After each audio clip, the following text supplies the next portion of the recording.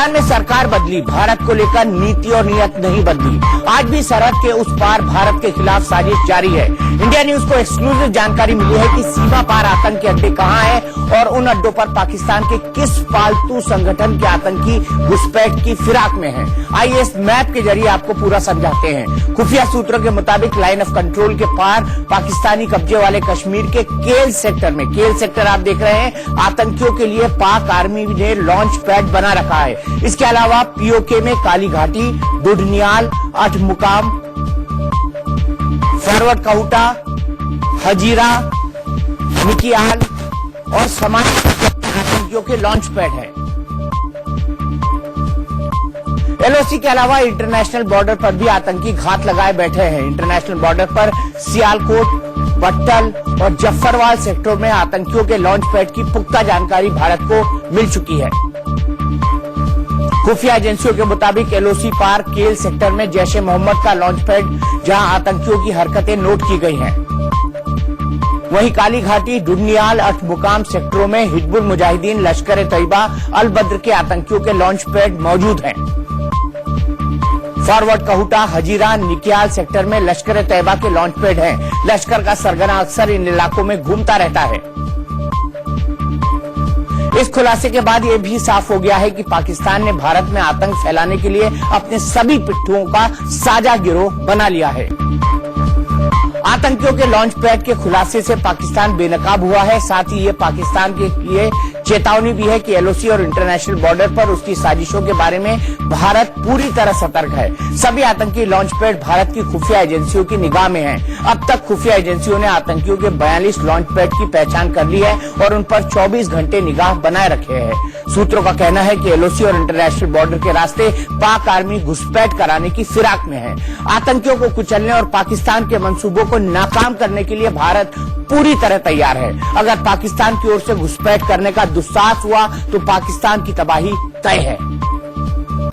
गृह राज्य मंत्री हंसराज अहीर ने इस खुलासे के बाद इंडिया न्यूज से बात की। उन्होंने पाकिस्तान को 2 टूक चेतावनी भी दी कि कोई भी नापाक हरकत उसे बहुत भारी पड़ेगी।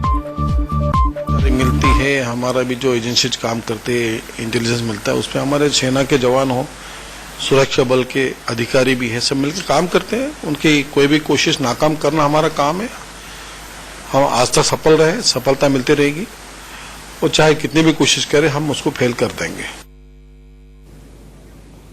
पाकिस्तान को यह समझ लेना चाहिए कि उसके नहले पर भारत हमेशा दहला ही मारता है। सर्जिकल स्ट्राइक वाला दहला अभी पाक आर्मी भूली भी नहीं होगी। पंजाब और जम्मू कश्मीर पुलिस ने त्योहार के सीजन से ठीक पहले दहशत फैलाने की बड़ी साजिश का पर्दाफाश किया है। जालंधर के city institute of engineering, management and technology centre पर छापा मारकर हथियारों के भारी जखीरे के साथ 5 छात्रों को गिरफ्तार किया गया है। इन 5 छात्रों में से 3 कश्मीर के रहने वाले हैं। गिरफ्तार किए गए छात्रों के तार कश्मीर के आतंकी संगठन अंसार उल गजवाए हिंद से जुड़े हुए हैं। सूत्रों की माने तो दशहरे के दौरान ये लोग जालंधर के ज्योति चौक जैसे भीड़भाड़ वाले इलाके में ब्लास्ट करने की फिराक में थे। यह भी बताया जा रहा है कि आरोपी दिवाली पर बड़ी साजिश को अंजाम देने की फिराक में थे। पुलिस अब इनके नेटवर्क को खंगालने में जुटी हुई है। कभी समंदर मंथन से 9 रत्न निकले थे, लेकिन अब गुजरात में समुद्र मंथन से हथियार निकलने वाले हैं, वो भी पाकिस्तान के भेजे हुए। ये पोरबंदर का समंदर तट है। यहाँ समंदर के नीचे तबाही का बेहिसाब सामान दबा हुआ है। अब तबाही के इसी जखीरे को खोजने के लिए एनआईए की टीम पोरबंदर पहुंच चुकी है। दरअसल 1993 में गुजरात में पाकिस्तान से आरडीएक्स की खेप आई थी। साथ ही हथियारों का एक बड़ा जखीरा भी आया था, जिसे समंदर किनारे जमीन में गाड़ दिया गया। अब जेसीबी मशीन के जरिए एनआईए की टीम समंदर तट की खुदाई कर रही है, ताकि तबाही के सामान को बरामद किया जा सके। हाल ही में भारत से 7 रोहिंग्या घुसपैठिए म्यांमार भेजे गए, लेकिन अब रोहिंग्या को लेकर पाकिस्तान की साजिश की जो रिपोर्ट आई है वो डराने वाली है। भारत में रह रहे रोहिंग्या घुसपैठियों को लेकर बड़ा खुलासा हुआ है। गृह मंत्रालय को आईबी ने जो रिपोर्ट भेजी है, उसके मुताबिक रोहिंग्या घुसपैठिए आतंकी संगठनों के संपर्क में हैं। रिपोर्ट के मुताबिक बांग्लादेश और पाकिस्तान में ऑपरेट हो रहे आतंकी संगठन हुजी के आतंकी रोहिंग्या युवकों के संपर्क में हैं। इन युवकों को आतंकी संगठन में शामिल करने की भी साजिश हो रही है। आईबी की रिपोर्ट के मुताबिक रोहिंग्या घुसपैठिए पूर्वोत्तर से अब दक्षिण के राज्यों की तरफ बढ़ रहे हैं। खासकर केरल और हैदराबाद में रोहिंग्या घुसपैठिए पैर जमाने लगे। बॉलीवुड और टीवी की दुनिया में संस्कारी और बाबूजी के नाम से मशहूर अभिनेता आलोकनाथ पर एक और एक्ट्रेस ने गंभीर आरोप लगाए हैं।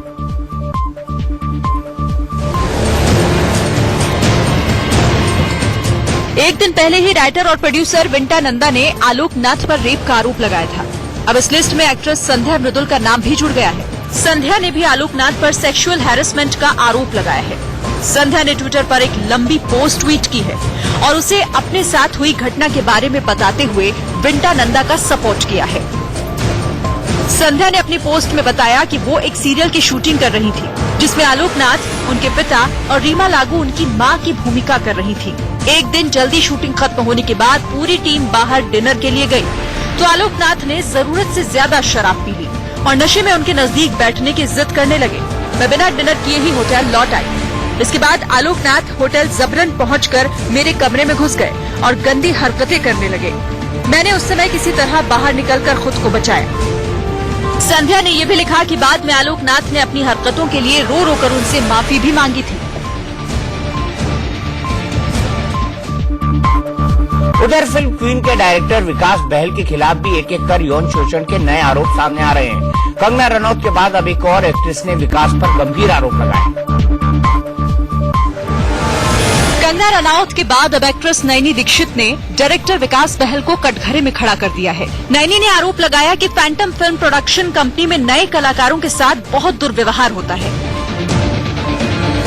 विकास बहल पर आरोप लगाते हुए नैनी ने कहा कि विकास बहल हमेशा से धूर्त किस्म के रहे हैं। इसी वजह से मैं कभी अकेले उनके साथ कहीं नहीं गई। एक दिन वो एक पार्टी कर रहा था। मुझे पता था कि वहाँ बहुत से लोग जा रहे थे, इसीलिए मुझे लगा कि वहाँ जाना सुरक्षित होगा। लेकिन पार्टी में उसने नशे की हालत में मुझे कई बार जबरन किस करने की कोशिश की।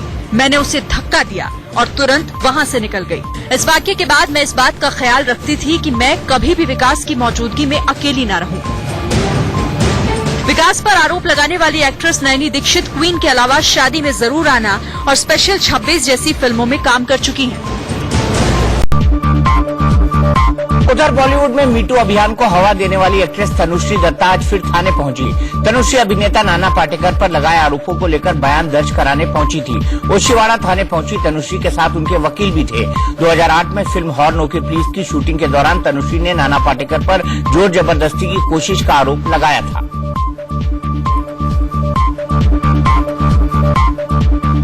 मीटू कैंपेन में भारतीय बैडमिंटन खिलाड़ी ज्वाला गुट्टा भी शामिल हो गई हैं।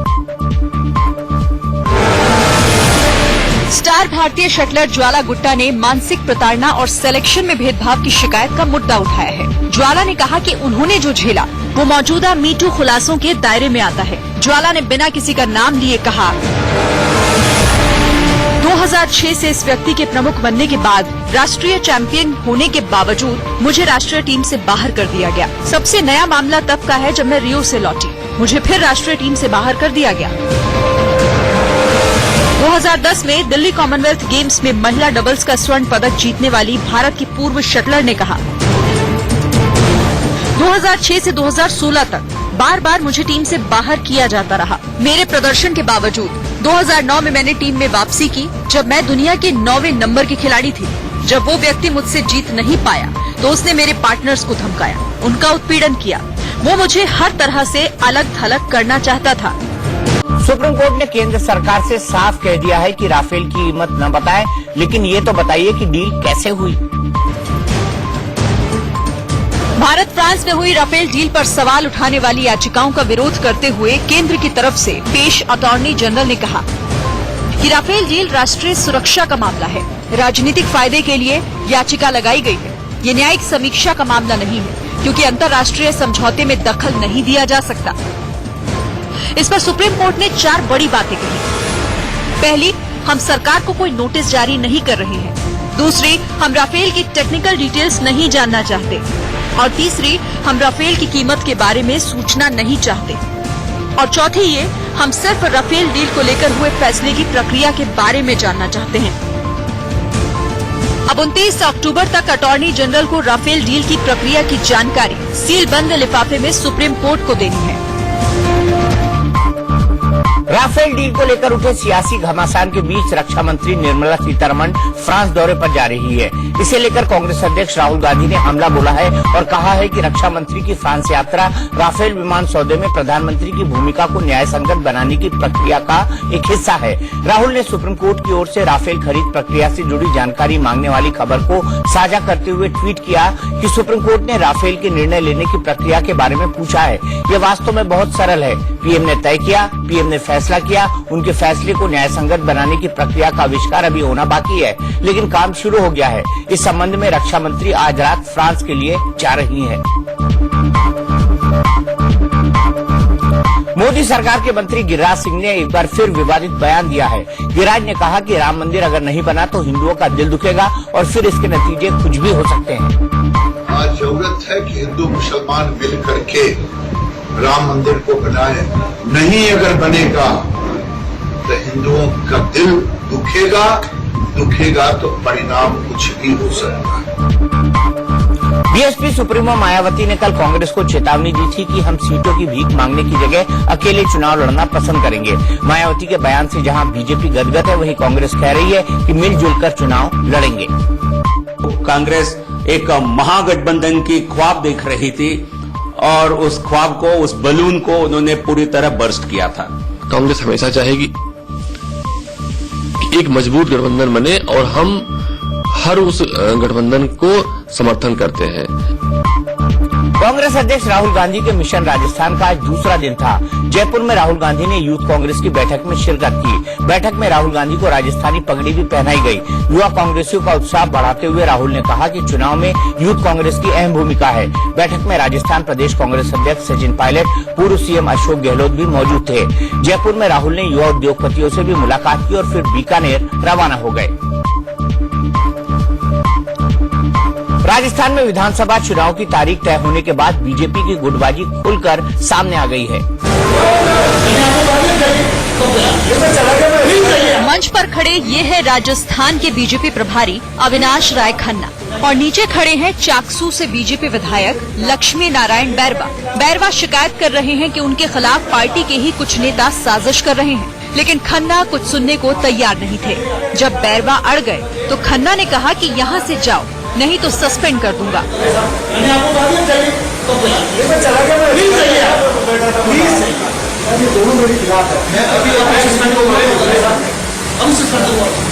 खन्ना भड़के तो बैरवा मीटिंग हॉल से निकल गए, लेकिन बाहर उनके समर्थकों ने पार्टी नेताओं के खिलाफ हंगामा शुरू कर दिया।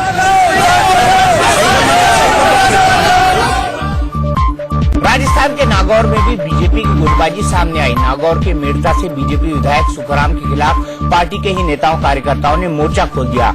सुखराम 10 साल से विधायक हैं, लेकिन बीजेपी कार्यकर्ताओं का कहना है कि उन्होंने एक भी काम नहीं किया, इसलिए इस बार टिकट उन्हें न दिया जाए। भारतीय जनता पार्टी से कभी नाराज नहीं है। हम नाराज हैं भारतीय जनता पार्टी के विधायक सुखराम नेतड़िया से कि उन्होंने 10 साल में एक भी ऐसा सराहनीय काम नहीं किया। शहर हित में या ग्रामीण हित में उन्होंने किसी कार्यकर्ता को ना तो कोई तवज्जो दी गई। विधानसभा चुनाव से ठीक पहले राजस्थान में तीसरे मोर्चे की सुगबुगाहट होने लगी है। बीजेपी और कांग्रेस को चुनौती देने के लिए तेज तर्रार जाट नेता और निर्दलीय विधायक हनुमान बेनीवाल नई पार्टी का ऐलान करने वाले हैं। 29 अक्टूबर को जयपुर में बेनीवाल महारैली करने वाले हैं और यहीं वो नई पार्टी का ऐलान करेंगे। मध्य प्रदेश विधानसभा चुनाव में टिकट के दावेदार पार्टी हाईकमान के अलावा भगवान को भी मनाने में जुटे हैं। जबलपुर के राम सीता मंदिर में घंटी बजाती ये सरोज कांडा है। देवी दुर्गा से ये अपने लिए टिकट मिल जाने का आशीर्वाद मांग रही हैं, भले ही वो कहीं से मिल जाए। मैं आशीर्वाद मांगने आई हूँ कि मुझे टिकट दी जाए कोई भी विधानसभा से, और मैं जनता जितनी परेशान हो रही है कम से कम जनता का दर्द समझ सकूं। सरोज कांडा महिला कांग्रेस की पदाधिकारी है और टिकट की दावेदारी के लिए वो अकेले नहीं, ऐसे कई लोग और हैं। पुजारी का कहना है कि चुनाव आते ही मंदिर में टिकट पूजा के लिए भीड़ लगी हुई है।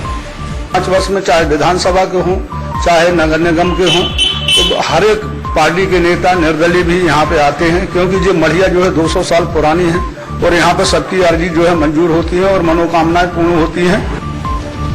मंदिर कमेटी ने अपनी तरफ से शर्त ये रखी है कि वो जिन लोगों को यहाँ आने के बाद टिकट मिल जाए वो कम से कम जनता से किया वादा जरूर पूरा करें। बिहार के डिप्टी सीएम सुशील कुमार मोदी ने अपने धुर सियासी विरोधी लालू परिवार पर किताब लिख डाली है। लालू लीला, यही वो किताब है जिसे लिखा है सुशील कुमार मोदी ने। बिहार में बीजेपी के बड़े नेता सुशील मोदी की लिखी इस किताब का विमोचन 11 अक्टूबर को जयप्रकाश नारायण की जयंती के मौके पर होगा। सुशील मोदी ने इस किताब में लालू और उनके परिवार पर लगे भ्रष्टाचार के आरोपों को कलमबद्ध किया है। सुशील मोदी बराबर प्रेस कॉन्फ्रेंस कर लालू परिवार पर भ्रष्टाचार के आरोप लगाते रहे हैं और अब इन्हीं आरोपों को उन्होंने किताब की शक्ल दे दी है। 300 पन्नों की इस किताब में IRCTC घोटाला, मिट्टी घोटाला, जमीन घोटाला समेत दर्जन भर मामलों का जिक्र है। यूपीए की चेयरपर्सन सोनिया गांधी आज इलाहाबाद में थी। एयरपोर्ट से सीधे सोनिया स्वराज भवन पहुंची, फिर यहां से वो नेहरू गांधी परिवार के पैतृक आवास आनंद भवन भी गईं। कमला नेहरू अस्पताल में नई मशीन और वार्ड के उद्घाटन के साथ साथ नेहरू मेमोरियल ट्रस्ट की बैठक में शिरकत करने के लिए सोनिया गांधी इलाहाबाद आई थी।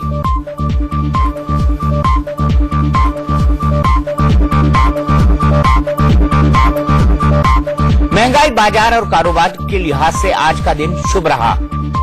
देश में आज पेट्रोल के दाम नहीं बढ़े, हालांकि डीजल के दाम में देश भर में 24 से 25 पैसे प्रति लीटर की बढ़ोतरी हुई। दिल्ली में डीजल का दाम आज 24 पैसे बढ़े, जबकि मुंबई में डीजल 25 पैसे प्रति लीटर महंगा हो गया।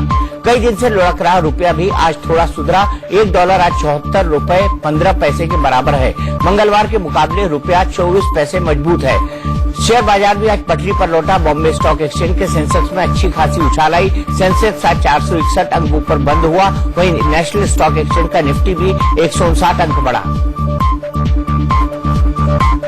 गुजरात में उत्तर भारतीयों पर हमले के बीच बिहार के मजदूरों को बंधक बना लिया गया। प्रशासन की दखल के बाद अब इनकी रिहाई का रास्ता साफ हुआ है।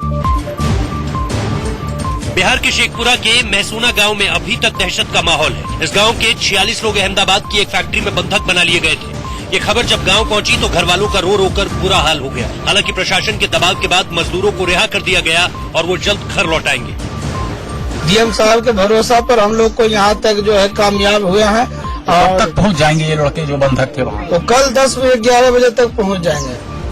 गुजरात में काम करने वाले महसूना गांव के कुछ लोग पहले ही भागकर घर आ गए थे। अब वो फिर गुजरात नहीं जाने की कसम खा रहे हैं। गुजरात मार्केट डर में तो भागा है। मार्केट डर से अब वापस जाएंगे आप गुजरात? नहीं, अब नहीं जाएंगे वापस। अब नहीं जाएंगे। आपका पैसा वगैरह दिया जिस फैक्ट्री में काम करते? नहीं, पैसा नहीं दिया। गुजरात में उत्तर भारतीयों पर हमले के खिलाफ बिहार में प्रदर्शन का दौर भी शुरू हो गया। पटना में जेडीयू और एलजेपी ने गुजरात के कांग्रेस विधायक और ठाकुर सेना के संरक्षक अल्पेश ठाकुर के खिलाफ प्रदर्शन किया। अल्पेश के बहाने जेडीयू और एलजेपी ने कांग्रेस अध्यक्ष राहुल गांधी पर भी निशाना साधा। उत्तर भारतीयों पर हमले का आरोप ठाकुर सेना पर लग रहा है। उत्तर भारतीयों पर हमले के आरोपों से घिरी गुजरात क्षत्रिय ठाकुर सेना ने प्रेस कॉन्फ्रेंस कर सफाई दी। प्रेस कॉन्फ्रेंस में ठाकुर सेना के साथ ओबीसी एकता मंच के नुमाइंदे भी मौजूद थे। ठाकुर सेना ने गुजरात के डिप्टी सीएम नितिन पटेल पर निशाना साधा और उन पर गुजरातियों और गैर गुजरातियों में भेदभाव करने का आरोप लगाया। बिहार में उत्तर भारतीयों पर हमले के बीच पटना में हार्दिक पटेल के पोस्टर की खूब चर्चा हो रही है। गुजरात के पाटीदार नेता हार्दिक पटेल की फोटो लगे इस पोस्टर में एक हेल्पलाइन नंबर लिखा गया है और लिखा गया है कि अगर गुजरात में बिहार के लोगों पर हमले हो रहे हैं या फिर उन्हें धमकी दी जा रही है तो इस फोन नंबर पर सूचना दें। जम्मू कश्मीर में निकाय चुनाव का दूसरा दौर खत्म हुआ। 13 साल बाद सियासत में हो रहे निकाय चुनाव के दूसरे चरण में भी आतंकियों की धमकी बेसर दिखी और लोगों ने बढ़ चढ़कर वोट डाले। आतंकियों की धमकी को देखते हुए सुरक्षा के पुख्ता बंदोबस्त किए गए थे। जम्मू और कश्मीर रीजन के कुल 263 वार्ड में 1029 कैंडिडेट की किस्मत आज मतदाताओं ने सील कर दी। यूपी में बड़ा ट्रेन हादसा हुआ। रायबरेली में फरक्का एक्सप्रेस पटरी से उतर गई। इस हादसे में 8 यात्रियों की मौत हो गई जबकि 30 से ज्यादा घायल हो गए। मालदा टाउन से दिल्ली जा रही फरक्का एक्सप्रेस में सवार लोग अपनी मंजिल पर पहुंचने का इंतजार कर रहे थे। उन्हें अंदाजा भी नहीं था कि रास्ते में मौत उनका इंतजार कर रही है। सुबह के लगभग 6 बजे जब ट्रेन रायबरेली के हरचंदपुर स्टेशन के पास से गुजर रही थी, ठीक उसी समय जोरदार धमाके के साथ ट्रेन की 9 बोगियां पटरी से उतर गई। S5 में मैं जर्नी कर रहा था। S5 कोच की स्थिति ये थी कि वहाँ अफरा तफरी चारों तरफ मच गया। सारे लोग कोच छोड़ करके नीचे उतरने लगे और उस अफरा तफरी में लगा जैसे एक दूसरे के ऊपर लोग गिरने लगे। पीएम मोदी और यूपी सीएम योगी आदित्यनाथ ने रायबरेली ट्रेन हादसे पर दुख जताया है। यूपी सरकार ने हादसे में मारे गए लोगों के परिजनों के लिए 2-2 लाख रुपए और घायलों के लिए 50-50 हजार रुपए मुआवजे का ऐलान किया है। रेल मंत्री पीयूष गोयल ने हादसे की जांच के आदेश दिए हैं। हादसे में किसी आतंकी साजिश के पहलू की जांच के लिए एटीएस की टीम भी मौके पर भेजी गई है। राजधानी दिल्ली में कानून व्यवस्था ध्वस्त हो चुकी है और अपराधी बेखौफ हो चुके हैं। साउथ वेस्ट दिल्ली के वसंत कुंज थाना इलाके में एक ही परिवार के 3 लोगों की चाकुओं से गोदकर हत्या कर दी गई, जबकि एक बच्चा हमले में बुरी तरह घायल है। ये परिवार यूपी के कन्नौज का रहने वाला है। परिवार के मुखिया एक सामाजिक संगठन से जुड़े हुए थे। फिलहाल हत्या की वजह अभी साफ नहीं हुई है। पुलिस ने मामले की जाँच के लिए 8 टीमें बनाई हैं। दिल्ली में कोई दिन ऐसा नहीं जाता जब हत्या, लूट या डकैती की घटनाएं न हो रही हों।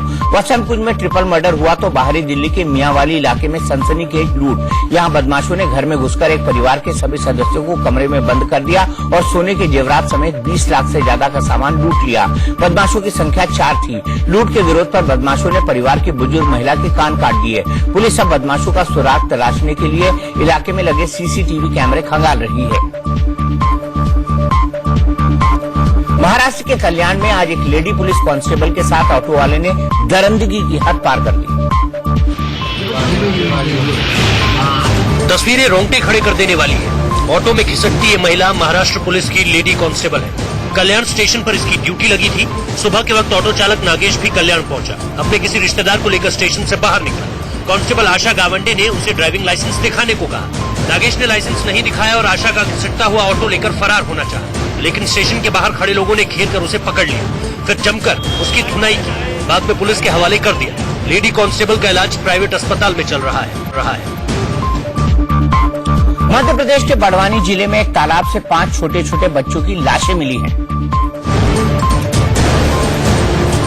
पानी से भरे इस गड्ढे में जिसने भी मासूम बच्चों की लाशें तैरती देखी, उसका दिल दहल गया। इन सभी बच्चों की उम्र 6 से 11 साल के बीच है और ये सभी एक ही परिवार के हैं। खबर पाकर मौके पर पहुंची पुलिस ने पड़ताल शुरू की तो इनके माता पिता फरार मिले।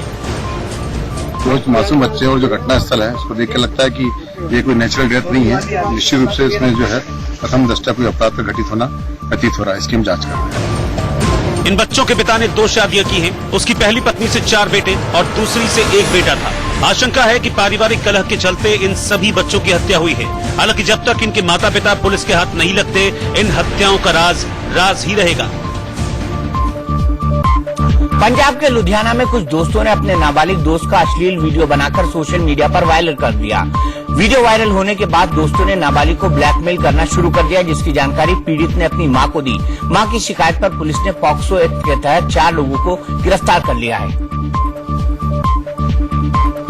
बिहार के दरभंगा में लोगों ने चोरी के आरोप में एक शख्स का हाथ पैर बांधकर पीटा। ट्रेवल एजेंसी के मालिक ने अपने ही कर्मचारी पर चोरी का आरोप लगाया और पिटाई कर दी। जब इतने से भी मन नहीं भरा तो उसका हाथ पैर बांध दिया। जिस कर्मचारी पर चोरी का आरोप लगा है वो 2 दिन पहले ही नौकरी पर आया था। ट्रेवल एजेंसी के मालिक ने पीटने के बाद उसे पुलिस के हवाले कर दिया। बिहार के मुजफ्फरपुर में एक चोर गांव वालों के हत्थे चढ़ गया। मोटर चोरी करके चोर भाग रहा था, तभी गांव वालों ने उसे पकड़ लिया। पहले तो इसकी जमकर पिटाई कर दी गई, फिर गांव वालों ने चोर की बाइक को आग के हवाले कर दिया। आरोप है कि चोर ने किसान के घर में पानी का मीटर खोल दिया था। घटना में 2 चोर शामिल थे। एक मौके से भाग गया जबकि दूसरे को पकड़ लिया गया और मारपीट कर पुलिस के हवाले कर दिया गया। ग्रेटर नोएडा में एक महिला पर नाबालिग बच्चे के साथ हैवानियत करने का मामला सामने आया है। बच्चे की मां का आरोप है कि महिला बच्चे के साथ संबंध बनाना चाहती थी। जब नाबालिग बेटे ने मना किया तो महिला ने उसे कई जगह जलाने की कोशिश की। आरोपी महिला ने ही फोन करके बच्चे की मां को अपने घर बुलाया और फिर किसी को भी घटना के बारे में कुछ न बताने की धमकी दे डाली। फिलहाल पुलिस ने आरोपी महिला के खिलाफ मामला दर्ज कर जाँच शुरू कर दी है। यूपी के मैनपुरी में 6ठी क्लास में पढ़ने वाले एक छात्र की अपहरण के बाद बेरहमी से हत्या कर दी गई। कोचिंग से लौटते वक्त अभिषेक नाम के छात्र को किडनैप किया गया था। घर वालों से 20 लाख रुपए की फिरौती मांगी गई। आरोप है कि घर के मकान मालिक और उसके बेटी ने ही बच्चे को किडनैप किया। परिवार वालों ने बहुत मिन्नती की, लेकिन किडनैपरों ने मासूम अभिषेक की हत्या कर दी और शव को गड्ढे में दबा दिया। पुलिस ने आरोपियों से पूछताछ की तो उन्होंने सच उगल दिया। छत्तीसगढ़ पुलिस ने पुलिस के हथियार चोरी करने वाले गिरोह का पर्दाफाश किया है, जिसमें उसके अपने ही कांस्टेबल शामिल थे।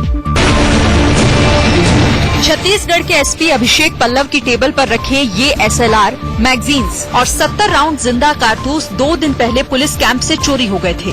7 अक्टूबर को सीएएफ के बैरक से इन हथियारों की चोरी कांस्टेबल राजू कुजूर ने की। इसे नक्सलियों को बेचा जाना था, लेकिन राजू की प्लानिंग इतनी ही नहीं थी। बहुत बड़े पुलिस नरसंहार के बाद हथियारों की लूट की थी, जिसे लेकर नक्सल कमांडर मल्लेश के साथ उसकी कई दौर की बैठक हो चुकी थी।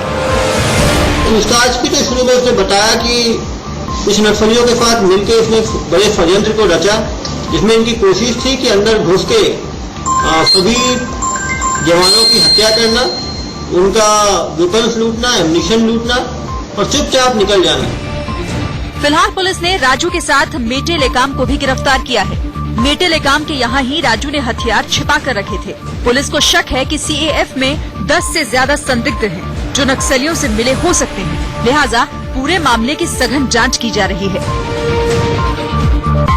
छत्तीसगढ़ के सुकमा में सुरक्षा बलों ने आज नक्सलियों की ओर से लगाए गए 7 किलो के आईईडी बम को समय रहते डिफ्यूज कर दिया। ये बम दोरान पाल के देवरपल्ली इलाके में लगाया गया था। इस रास्ते से सुरक्षा बलों का एक बड़ा दस्ता गुजरने वाला था। आशंका है कि नक्सलियों ने उन्हें ही टारगेट कर ये आईईडी लगाई थी, लेकिन 74वीं बटालियन के खोजी दस्ते ने नक्सलियों की साजिश को नाकाम कर दिया। पटियाला की पंजाब यूनिवर्सिटी में छात्रों के 2 गुटों के बीच में हिंसक झड़प हो गई, जिसमें कई स्टूडेंट घायल हो गए। यहाँ पिछले काफी समय से लड़कियों की ओर से 24 घंटे हॉस्टलों को खुले रखने को लेकर हड़ताल की जा रही थी, लेकिन यूनिवर्सिटी का एक ग्रुप इनके खिलाफ था। इसी मुद्दे पर दोनों गुटों में बहस हो गई। कुछ देर बाद हिंसा शुरू हो गई। यूनिवर्सिटी के मुख्य दफ्तर, जहाँ पर उप कुलपति बैठते हैं, वहाँ पर भी तोड़फोड़ हुई। राजस्थान के ब्यावर में 2 समुदायों के बीच हिंसा हो गई। गाड़ी को साइड देने जैसे मामूली बात पर बवाल शुरू हुआ। दोनों समुदाय के लोग इकट्ठा हो गए और एक दूसरे के खिलाफ नारेबाजी करने लगे। माहौल खराब होने की खबर जैसे ही पुलिस को मिली, वो हरकत में आ गई। मौके पर भारी तादाद में पुलिस पहुंची। कुछ लोगों पर लाठीचार्ज भी किया। पुलिस ने 4 युवकों को हिरासत में भी ले लिया है।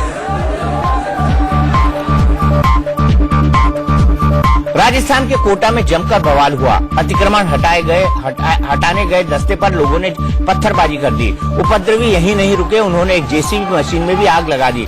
पुलिस ने लोगों को काबू करने की कोशिश की तो पुलिस पर भी हमला हुआ। कवरेज कर रहे पत्रकारों को भी घेर लिया गया और उनके साथ जमकर मारपीट की गई। घटना में 4 पत्रकार और 1 दर्जन पुलिसकर्मियों को चोटें आई हैं।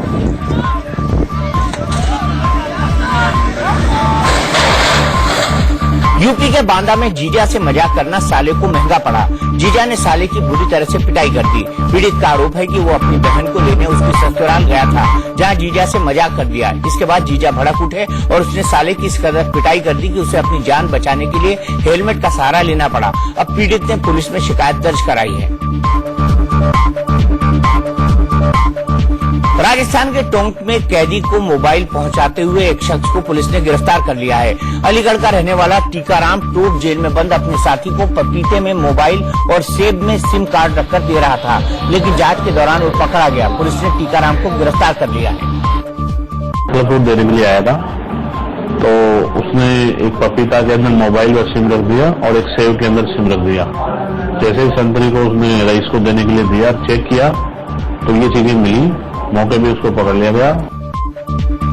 गाजियाबाद में अपराधी बेखौफ हो गए हैं। पुलिस प्रशासन का कोई खौफ नहीं बचा है। 2 तस्वीरें देखिए। कोतवाली इलाके में चोरों ने एक कारोबारी की स्कॉर्पियो गाड़ी चोरी कर ली, जिसका सीसीटीवी भी पुलिस को दिया गया है। वहीं गाजियाबाद के मोदी नगर में चेन स्नैचिंग की तस्वीरें सामने आई हैं। एक महिला अपनी बेटी के साथ घर जा रही थी। इसी दौरान 2 बाइक सवार बदमाशों ने महिला की चेन झपट ली। गाजियाबाद में थाने के अंदर दरोगा ने खुद को गोली मारकर सुसाइड कर लिया। कविनगर थाने में एकाएक गोली की आवाज से सनसनी फैल गई। यहाँ तैनात दरोगा विजय ठेनुआ ने अपनी सर्विस रिवॉल्वर से खुद की कनपट्टी पर गोली मार ली। बताया जा रहा है कि मृतक दरोगा मथुरा के एक मामले को लेकर परेशान था। पिछले कई दिनों से दरोगा को डिप्रेशन में होने की बात कही जा रही थी। गाजियाबाद के कॉलेज में छात्राओं ने जमकर हंगामा किया है। छात्राओं ने चीफ प्रॉक्टर पर गंभीर आरोप लगाए हैं। मुल्तानी मल मोदी महाविद्यालय की छात्राओं ने कॉलेज में हंगामा किया है। छात्राओं का आरोप है कि कॉलेज का चीफ प्रॉक्टर गंदी भाषा बोलता है और उनकी ड्रेस पर अभद्र टिप्पणी करता है। कुछ समय पहले अभी यहाँ पर एक लड़की के साथ बहुत ही गंदी तरीके से बात की गई चीफ प्रॉक्टर द्वारा। उसने उसके ड्रेस कोड पर सवाल उठाया गया, बहुत बदतमीजी से बात की। ये कहा कि तू ये क्या पहन के आई है, और जबकि हमारे कॉलेज में कोई ड्रेस कोड नहीं है। छात्राओं का आरोप है कि प्रॉक्टर हरीश कुमार शराब पीकर कॉलेज आते हैं और भद्दी हरकतें करता है। छात्राओं ने प्रिंसिपल ऑफिस में जमकर हंगामा किया और आरोपी चीफ प्रॉक्टर को हटाने की मांग की है। बिहार के सहरसा में करीब 3 दर्जन लड़कियों ने सिर्फ इसलिए स्कूल कॉलेज जाना छोड़ दिया क्योंकि मंचलों ने उनका घर से निकलना दूभर कर दिया था। आपकी टेलीविजन स्क्रीन पर चेहरा कवर की हुई ये लड़कियां हाई स्कूल और कॉलेज में पढ़ती थी। पिछले कुछ दिनों से ये सब घर पर बैठी हैं। जिस रास्ते से ये सारी लड़कियां स्कूल कॉलेज जाती हैं, वहाँ कुछ दबंगों के बच्चे जोर जबरदस्ती करते हैं। सिर्फ एक रास्ता है, उसी रास्ता से हम लोग जाते हैं। हर लड़की को गंदा गंदा गाली देता है, गंदा वीडियो सब दिखाता है, तो उससे कुछ बोलता है, इसीलिए डर से नहीं जाते। 3 महीने बाद ही इन लड़कियों का बोर्ड एग्जाम है। इन्हें डर है कि पढ़ाई यही न छूट जाए, क्योंकि इन बच्चियों के घर वाले बेटी के साथ होने वाली छेड़खानी का विरोध कर रहे हैं, तो दबंगों ने उल्टे उनके ही हाथ पांव तोड़ डाले। स्थानीय प्रशासन को भी सब पता है। केस दर्ज कर लिया है और सघन छापामारी जारी है। अभी सभी अभी फरार है। विधि संगत सारी कार्रवाई की जाएगी। अभी हाल ही में बिहार के सुपौल में गर्ल्स स्कूल में घुसकर दबंगों ने लड़कियों के साथ मारपीट की। ये पूरा मामला शांत भी नहीं हुआ कि सहरसा में छेड़खानी के डर से 3 दर्जन से ज्यादा लड़कियों के स्कूल छोड़ने की खबर सामने आ गई। यूपी के कौशाम्बी में एक प्रेमिका अपने प्रेमी से मिलने के लिए 4 दिन से उसके घर के बाहर अनशन पर बैठी है। प्रेमी के घर के बाहर बैठी इस लड़की ने पिछले कई दिनों से कुछ नहीं खाया है। इसकी सिर्फ एक जिद है कि वो अपने खोए प्यार को पाना चाहती है। इस लड़की का आरोप है कि शादी का झांसा देकर उसका प्रेमी शारीरिक संबंध बनाता रहा, लेकिन शादी नहीं की। जमील नाम का एक लड़का था जो हमारे साथ शारीरिक संबंध 2.5 सालों से बना रहा था और हमसे ये कहता था कि हम तुम्हारे साथ शादी करेंगे। प्रेमी के घर के बाहर बैठी प्रेमिका का दावा है कि वो तब तक धरने से नहीं उठेगी जब तक उसका प्रेमी उसे अपना नहीं लेता। कानपुर यूनिवर्सिटी के पूर्व वीसी ने सुसाइड कर लिया है। घर वालों के मुताबिक वो लंबे वक्त से डिप्रेशन का शिकार थे। पूर्व वीसी और पद्मश्री से सम्मानित डॉक्टर SS कटियार ने जहर खाकर सुसाइड कर लिया। वो 1994 से लेकर 2007 तक छत्रपति शाहूजी महाराज विश्वविद्यालय कानपुर में 4 बार कुलपति रहे। परिवार के मुताबिक डॉक्टर साहब की कोई संतान नहीं थी। उनकी पत्नी का भी पिछले साल निधन हो गया था, जिसके बाद से वो डिप्रेशन में थे। वाराणसी में 3 लोगों की कुएं में डूबने से मौत हो गई। सभी एक ही परिवार से हैं। बताया जा रहा है कि कुएं में सबसे पहले घर का एक बुजुर्ग कूदा, उसे बचाने के लिए भतीजा भी कुएं में कूदा। कुछ देर बाद भतीजे का बेटा भी कुएं में कूद गया, जिसके बाद हड़कंप मच गया। पुलिस को मौके पर बुलाया गया। काफी मशक्कत के बाद शव को निकाला जा सका। सबसे पहले बुजुर्ग कुएं में क्यों कूदा, ये अब तक साफ नहीं हो पाया है। मुजफ्फरपुर में अपराधियों की शामत आई हुई है। लगातार हो रही लूट, हत्या, डकैती को देखते हुए मुजफ्फरपुर SSP के निर्देश पर विशेष छापेमारी अभियान चलाया गया है। एक नक्सली, डकैत समेत 66 अपराधियों को गिरफ्तार किया गया है। SSP ने क्राइम मीटिंग के एक दिन पहले अभियान चलाने का निर्देश दिया, जिसके बाद यह बड़ी कार्रवाई की गई। दिवाली से पहले रेलवे के करीब 12 लाख कर्मचारियों पर बोनस की बारिश हुई है। मोदी कैबिनेट की बैठक में रेलवे कर्मचारियों के बोनस पर मुहर लगी। रेल कर्मचारियों की मांगे मानते हुए मोदी सरकार ने नॉन गैजेटेड कर्मचारियों के लिए प्रोडक्टिविटी लिंक बोनस का ऐलान कर दिया है। देश के 11.91 lakh non gazetted railway employees को हम 78 डेज का प्रोडक्टिविटी लिंक बोनस देने जा रहे हैं देश भर में। जिसका टोटल कॉस्ट होगा 2044.31 करोड़। हरियाणा के कई जिलों में धान की खरीद निर्धारित कीमत से कम किए जाने से किसानों में भारी गुस्सा है। तस्वीरें हरियाणा के रेवाड़ी के नीलाखेड़ी मंडी की हैं। धान की फसल तैयार हो चुकी है, अब समय उसे बेचने का है। सरकार की तरफ से निर्धारित मूल्य है प्रति क्विंटल 1770 रुपए, लेकिन मंडी में सरकारी एजेंसियां और राइस मिल मालिक 1450 की ही कीमत दे रहे हैं। प्रति क्विंटल 300 रुपए तक सिर्फ नमी के नाम पर काट लिए जा रहे हैं। माल देखो सारा सूखा पड़ा है, कल से पड़ा है डेरिया हमारी, किसी ने नहीं। कोई कहता 1750 जिम्मेदार देता नहीं, जिम्मेदार तो कहता है मैं मरूंगा, आग लगा के मरूंगा। कल भी यहाँ मरने वाला था आग लगा के एक आदमी। किसानों की दिक्कत यह है कि इस बार धान के समय बारिश भी ठीक से नहीं हुई, लिहाजा प्रति एकड़ पैदावार भी कम हुई। दूसरी तरफ अब तैयार फसल की खरीदारी में दिक्कतें आ रही हैं। पंजाब सरकार की रोक के बावजूद मनसा में किसानों ने पराली को आग लगा दी। भारतीय किसान संघ एकता से जुड़े सैकड़ों किसानों ने पराली को फूंक दिया। किसानों ने सरकार विरोधी नारे भी लगाए। दरअसल किसानों की मांग थी कि सरकार ने किसानों से पक्षपात किया है। किसानों के मुताबिक सरकार उनकी जरूरतों का ध्यान नहीं रख रही, इसलिए विरोध में पराली जलाई। आपको याद होगा, पंजाब और हरियाणा में पराली जलाई जाती है तो दिल्ली में प्रदूषण बढ़ जाता है। देश के कई राज्यों पर कहर बनकर बरस सकता है तितली तूफान। बंगाल की खाड़ी से उठा ताकतवर तूफान तितली कल ओडिशा और आंध्र प्रदेश की तट से टकरा सकता है। खतरे को देखते हुए रेड अलर्ट जारी कर दिया गया है। तितली तूफान बंगाल की खाड़ी में 90 से 110 किलोमीटर प्रति घंटा की रफ्तार से आगे बढ़ रहा है। अनुमान है कि ओडिशा में टकराने के समय इसकी रफ्तार 80 से 90 किलोमीटर प्रति घंटे होगी। आज से शारदीय नवरात्र की शुरुआत हो रही है। महाराष्ट्र के कोल्हापुर में मौजूद श्री महालक्ष्मी अंबा माता परिसर में तोप की सलामी देकर नवरात्रि उत्सव की शुरुआत हुई। ये पेशवाकालीन तोप है। इसका इस्तेमाल सालों से कोल्हापुर के श्री महालक्ष्मी अंबा माता मंदिर में दुर्गा पूजा महोत्सव की शुरुआत के लिए किया जाता रहा है। देखिए, तोप में गोला डालने के बाद फायर बर्स्ट के लिए बारूद के बुरादे डाले गए। फिर एक पुलिस वाले ने इसमें विधिवत आग लगाई और तोप का गोला फट पड़ा।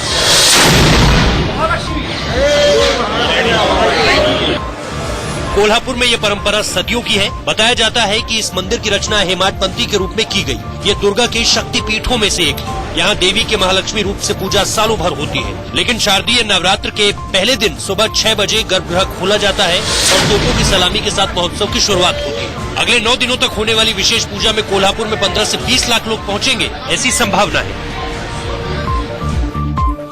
यूपी के सीएम योगी आदित्यनाथ भी मां दुर्गा की भक्ति में लीन हो गए हैं। योगी अपने क्षेत्र गोरखपुर पहुंचे और गोरखनाथ मंदिर में नवरात्र के लिए कलश की स्थापना की और शारदीय नवरात्र की पूजा की। नवरात्र के दौरान लगातार 9 दिनों तक सीएम योगी व्रत करेंगे। इस दौरान वो सिर्फ फल और दूध का सेवन करेंगे। गुजरात में नवरात्रि शुरू होते ही त्योहार के रंग दिखने लगे हैं। सूरत में टैटू बनवाने के लिए लाइन लग रही है। यहाँ लड़कियों और लड़कों में टैटू का लेकर खास क्रेज देखा जा रहा है। लोग अपने पसंद का टैटू बनवा रहे हैं। कुछ लड़कियों ने तो अटल जी की याद में टैटू बनवा लिए। गुजरात के कई शहरों में डांडिया नाइट्स का भी आयोजन किया जाता है। टैटू बनवाना भी उसी की तैयारी का हिस्सा है।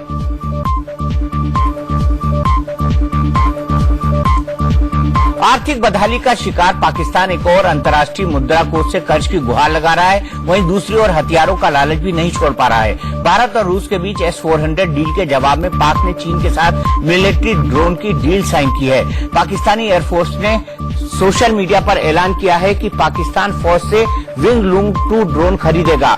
चीन के साथ पाकिस्तान की 48 ड्रोन की डील हुई है। हालांकि विंग लूंग 2 की कीमत का खुलासा न तो चीन कर रहा है और न ही पाकिस्तान को ड्रोन की डिलीवरी कब होगी इसका भी पता नहीं है। पाकिस्तान जो विंग लूंग 2 ड्रोन खरीद रहा है उसे जासूसी और जंग में इस्तेमाल किया जाता है। ये ड्रोन 480 किलो हथियार भी उठा सकता है। विंग लूंग 2 की रफ्तार 370 किलोमीटर प्रति घंटा है और इस ड्रोन से मिसाइल भी फिट हो सकती है। पाकिस्तान की कंगाली जग जाहिर है, फिर भी वो भारत से दुश्मनी की सनक में ड्रोन खरीद रहा है। हालांकि भारत के लिए चीन का वो ड्रोन भी सिर्फ खिलौना ही है। भारत ने एयर डिफेंस के लिए S-400 की जो डील, उसके सामने चीन का ड्रोन नहीं टिकेगा। S-400 डिफेंस सिस्टम चीन के इस ड्रोन को हवा में ही ध्वस्त कर देगा। इसलिए रक्षा विशेषज्ञ भी चीन के ड्रोन सौदा को पाकिस्तान की पैसों की बर्बादी ही मान रहे हैं। नहले पे दहले पर यह है पाकिस्तानी ड्रोन खरीदना। डील की रकम कहां से आएगी ये पता नहीं, ड्रोन की डिलीवरी कब होगी ये भी पता नहीं, पाकिस्तान के हालात कब बदलेंगे ये भी पता नहीं, पाकिस्तान की नापाक हरकतें कब बंद होंगी ये भी पता नहीं, पाकिस्तान का यही हाल है, उसका क्या होगा किसी को पता नहीं। आर्थिक बदहाली से कंगाली की कगार पर पहुंच चुके पाकिस्तान ने संकट से उतरने के लिए अंतर्राष्ट्रीय मुद्रा कोष से बेल आउट पैकेज की गुहार लगाई है। पाकिस्तान पहले से ही कर्ज के बोझ के तले दबा हुआ है। उसे इस साल के दिसंबर तक 8 अरब विदेशी डॉलर के विदेशी कर्ज का भुगतान करना है। अगर ऐसा नहीं हुआ तो वो डिफॉल्टर हो जाएगा। पाकिस्तान मदद के लिए आईएमएफ के सामने कटोरा लेकर खड़ा है और अमेरिकी राष्ट्रपति डोनाल्ड ट्रंप ने आईएमएफ को चेतावनी दी है कि पाकिस्तान को कंगाल ही रहने दे, मदद मत करें। पाकिस्तानी सेना ने लेफ्टिनेंट जनरल असीम मुनीर को आईएसआई का नया चीफ बनाया है। असीम मुनीर लेफ्टिनेंट जनरल नाविद मुख्तार की जगह लेंगे। पाक सेना ने सितंबर में 5 मेजर जनरल का प्रमोशन कर लेफ्टिनेंट जनरल बनाया था। इसमें असीम मुनीर भी शामिल थे। मुनीर इससे पहले मिलिट्री इंटेलिजेंस के महानिदेशक के तौर पर काम कर चुके हैं। बांग्लादेश की एक अदालत ने 2004 के ग्रेनेड हमला मामले में 19 लोगों को मौत की सजा सुनाई है और पूर्व प्रधानमंत्री खालिदा जिया के बेटे तारिक रहमान समेत 19 लोगों को उम्र कैद की सजा सुनाई है। इस हमले में 24 लोग मारे गए थे। उस समय विपक्षी पार्टी की प्रमुख रही शेख हसीना सहित करीब 500 लोग घायल हो गए थे। बांग्लादेश की मौजूदा प्रधानमंत्री शेख हसीना को लक्ष्य बनाते हुए ये हमला 21 अगस्त 2004 को अवामी लीग की एक रैली पर किया गया था। हालांकि शेख हसीना इस हमले में बाल बाल बच गई थी। बांग्लादेश की सियासत में शेख हसीना और खालिदा जिया के बीच दुश्मनी दशकों पुरानी है। बांग्लादेश के राजनीतिक इतिहास में यह बेहद खतरनाक हमला था जिसके केंद्र में शेख हसीना को खत्म करने की साजिश थी। अमेरिका पर एक और भयानक तूफान का खतरा मंडरा रहा है। माइकल नाम का यह तूफान 195 किलोमीटर प्रति घंटे की रफ्तार से फ्लोरिडा तट की तरफ बढ़ रहा है। इस तूफान के चलते भारी बारिश की आशंका जताई जा रही है। मौसम विभाग के पूर्वानुमान के मुताबिक ये काफी जानलेवा हो सकता है। तूफान से निपटने के लिए नेशनल गार्ड के 2500 जवानों को तैयार रहने को कहा गया है। कॉमेडी फिल्म जैक एंड दिल का ट्रेलर रिलीज हो गया है। फिल्म में अरबाज खान, अमित साध, सोनल चौहान और एवलिन शर्मा लीड रोल में हैं। इस फिल्म का डायरेक्शन सचिन करांडे ने किया है। ये फिल्म 2 नवंबर को रिलीज होने वाली है। यूथ ओलंपिक में भारत का शानदार प्रदर्शन जारी है। मंगलवार को 15 साल के जेरेमी लालनुंगा ने वेट लिफ्टिंग में भारत को पहला गोल्ड दिलाया। आज मनु भाकर ने महिलाओं की 10 मीटर एयर पिस्टल में सोने पर निशाना साधा। मनु ओलंपिक स्तर पर स्वर्ण जीतने वाली भारत की पहली महिला शूटर है। उनसे पहले सीनियर या जूनियर वर्ग में भारत ने कभी कोई स्वर्ण पदक नहीं जीता। यूथ ओलंपिक के इतिहास में भी शूटिंग में भारत का यह पहला स्वर्ण पदक है। जकार्ता में चल रहे पैरा एशियन ओलंपिक गेम्स में भी भारत के लिए अच्छी खबर आई है। इस प्रतियोगिता में आज हरविंदर सिंह ने भारत को 7वां स्वर्ण दिलाया। हरविंदर ने पुरुषों की इंडिविजुअल रिकर्व ओपन तीरंदाजी स्पर्धा में पहला स्थान हासिल किया। भारत के इस प्रतियोगिता में अब 31 पदक हो गए हैं और वो अपने ओवरऑल सर्वश्रेष्ठ प्रदर्शन से केवल 2 पदक दूर है। भारत ने 2014 में इचियोन पैरा एशियन ओलंपिक गेम्स में 3 स्वर्ण समेत 33 पदक जीते थे।